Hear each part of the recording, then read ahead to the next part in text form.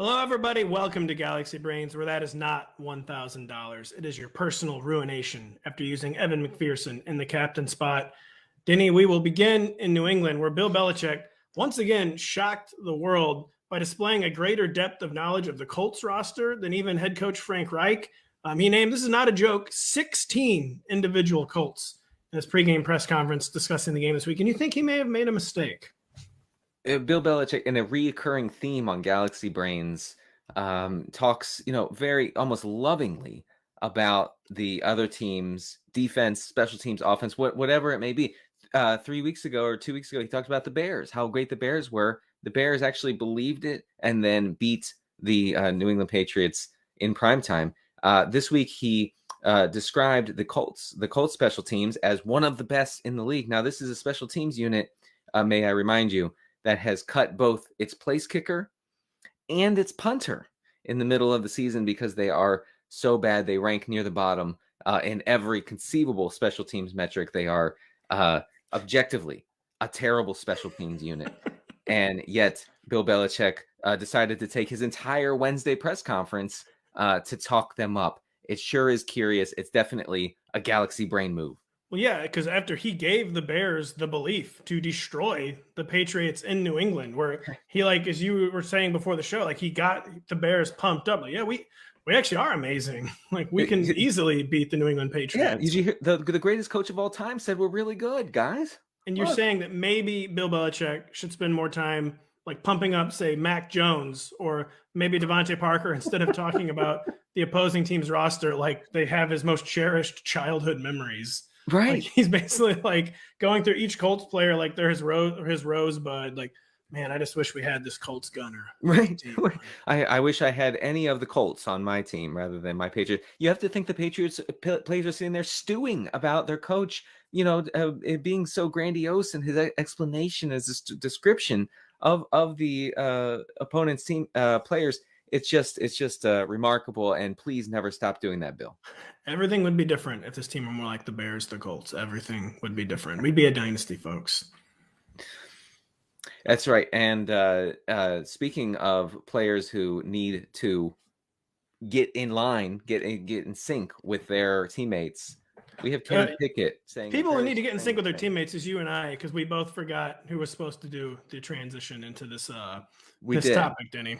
We did. So I went for it. And Kenny Pickett, tell us about Kenny Pickett. Well, Kenny Pickett, Denny, he said basically that they need to try harder, which is always a great sign, because normally all football players do is give boilerplate quotes about how hard they're working. I got him my Ford 9 F50. I botched that. My Ford 950, F950, 3:30 a.m. this morning. Showed up at the team facility 4 hours before the coach did. All I did was grind. Whereas Kenny Pickett said, guys need to, quote, know what they're doing. We need to study more. I don't think we study enough as a group. There are too many penalties, which we can control. It's all mental. There's really no excuse for that to happen. And, I mean, it sounds like a good plan to me, Denny, will studying more lead to better results for the Pittsburgh Steelers? Or should they just continue to not study and get destroyed every Sunday? So Kenny Pickett is telling his guys to study more. Rather than doing that in private, he's doing that in public. His players are privately favoriting social media posts about Kenny Pickett being sacked. I don't know if things are great, and I would say it does qualify as a Galaxy Brain move to come out as a rookie, by the way, who has earned zero respect, who has been absolutely horrendous in every possible way in his 4 or 5 starts, whatever it's been for Pittsburgh, to come out and say, these guys aren't working hard enough. I don't know what's going on. Our veterans are not working hard enough. It's bold, to say the least. And you left out the lead where his hands are too small to win a fight, Denny. And I would say there's one concept in particular I want them to study. That is the concept of regression and how most things regress to the mean, but that doesn't mean everything regresses to the mean. And the Steelers need to accept that Deontay Johnson will never regress to the mean. His usage will never equal production. It's time to stop. He is the one player in the history of the NFL who will not regress to the mean, and the Steelers need to come to terms with this. Right. Him and Najee Harris can never regress to the mean. And that is a mathematical marvel without equal. And speaking of coming to terms, Denny, that's right. Shocking words out of Cincinnati. A shocking news from a Bengals press conference earlier this week. What was it, Denny? So we have another basic take from Zach Taylor, the coach of the Bengals. Last week he said, "Hey guys, I don't like candy corn. I'm different. I'm a weird guy. I'm dangerous and a little wacky. I don't like candy corn." This week he said his Christmas lights and Christmas decorations were up in his house, folks, on November 1st. So we were talking 55 days before Christmas Day. Zach Taylor's house looks like something out of a Hallmark movie. Nothing wrong with Hallmark movies, but I say it's a little early. And it seems to me that Zach Taylor is what I like to call a season forcer. In other words, someone who forces seasons into existence weeks and weeks and weeks before that season actually strikes, right? So people do this with fall, where they have their nice cozy fall outfits on, and on August 31st, and it's 92 degrees outside. It's not fall. Sorry. This is, the Christmas decorations. It's not Christmas. It's not even close. And he's forcing the Christmas season to come, just like he forces Joe Mixon to be the centerpiece of the Bengals offense for reasons no one can explain. When you say a season forcer, by the way, so you're saying on September 1st, Zach Taylor takes a pumpkin, cracks open his head, and just starts scooping out the spice just straight from the pumpkin. That's actually how pumpkin spice works. It's actually inside the pumpkin, and you can very easily scoop it out and eat it. I don't know if that's true. And Denny, also, could you take the candy corn thing a little more personally? Maybe. I just Zach Taylor trying to be an edgelord with the candy corn take still has me triggered. Here's what I'll make a more shocking admission you did. I don't know if you know about this underworld of Christmas lights, but there's a lot of people now that don't put up their own Christmas lights. Right. They hire local services to do it. And I think more than this saying Zach Taylor being like a seasons forcer, it's just more people don't want to work anymore, Denny. They don't want to fall off ladders.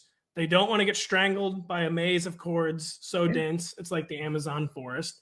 And people just don't want to hang up their own Christmas lights anymore. And frankly, we used to be a country, and I'm sick of it. Speaking of the Amazon forest, folks, we have reports today, Thursday, that Jeff Bezos, the CEO of Amazon, is, quote, interested in looking into buying the Washington Commanders after Dan Snyder said that he may or may not sell the team. Tell us what you have on this, Pat. Well, Denny, you had a really, really what I thought would be intriguing concept from what would happen from Amazon. Say like maybe some company-wide integration, some like special things they could do with some of their employees. And you thought maybe this could mean big things for the current Washington Commanders starting quarterback if Jeff Bezos buys the Washington Commanders. And what is that, Denny? Yeah, I mean, it would be, the Commanders are synced into the rest of the Amazon corporation. And, instead of Carson Wentz standing on the sideline with a cast and a clipboard and sort of being half part of the team, half not, he could just be a delivery guy. He could just get in the Amazon truck and deliver boxes. I mean, if he wants to be part of the team and the team is owned by Jeff Bezos, I think that's his future as a Washington Commander. Yeah, he's been notoriously not a good team player. What better way to prove you're a team player? Christmas, it's all hands on deck. These things are whizzing around the neighborhood trying to run over my kids. Maybe get out there, get in an Amazon truck, be a responsible delivery driver, Carson Wentz. And it's just there's just a lot that could be done with this Denny too. I mean, you could see Curtis Samuel, they seem to think can do everything on a football field. Maybe he can fly a Blue Origin rocket, Denny. Yeah. Because they seem to think he's a running back. They seem to think he's a receiver. Oh, why not go to space? One thing I've heard floated, which honestly I think is absolutely unfair and should not come to pass, is if the visiting team does not have, if they do not all have Amazon Prime subscriptions, they have to play with 10 players against the Commanders at home. This is nonsense to me, and the NFL can't let this happen. But then if all 53, so not just the starters, if all 53 players on the team do have Amazon Prime, they get a discount and immediately get spotted 3 points. So it's not all negative. There is some positive reinforcement. And Jeff Bezos, so even if Jeff Bezos actually did all these things, by the way, he would be a better owner than Daniel Snyder. Even if he just basically made the team play in an Amazon warehouse everyone like, yeah, he's still better than Daniel Snyder, actually. Yes. We really, really love the Jeff. I say Bezos. Apparently, I've been censored and canceled, and it's Bezos. Right? I should quote, say the richest man in the world's name right. I made you pronounce it right. I'm sorry, but we must do that. And yes, it doesn't take a galaxy brain to see that anybody can be a better owner than Daniel Snyder. And it does not take a better transition to end this show. That was too good, Denny. For Denny, I'm Pat. We'll be here next week.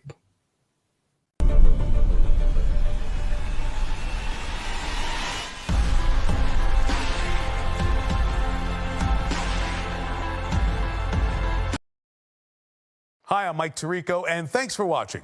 Make sure to hit subscribe for the latest news and highlights from NBC Sports.